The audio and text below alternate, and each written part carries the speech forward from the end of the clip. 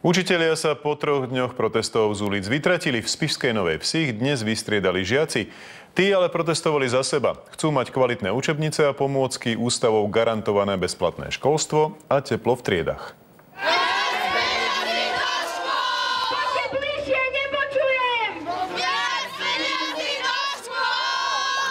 Ja tu nevidím iba obyčajných študentov, ktorí prišli štrajkovať, ale ja pred sebou vidím budúcich právnikov, budúcich doktorov a možno učiteľov.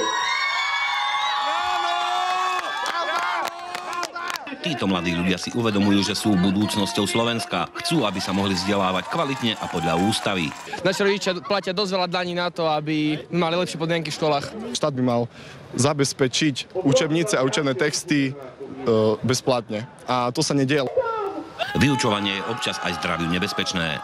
Na spolužiačku spadla tabuľa. Hlavne, aby teplo bolo v celej škole. To nie je možné, že by tak som chodil po škole. Tak, jak tu som teraz, tak chodím aj po škole. A toto ja nechcem.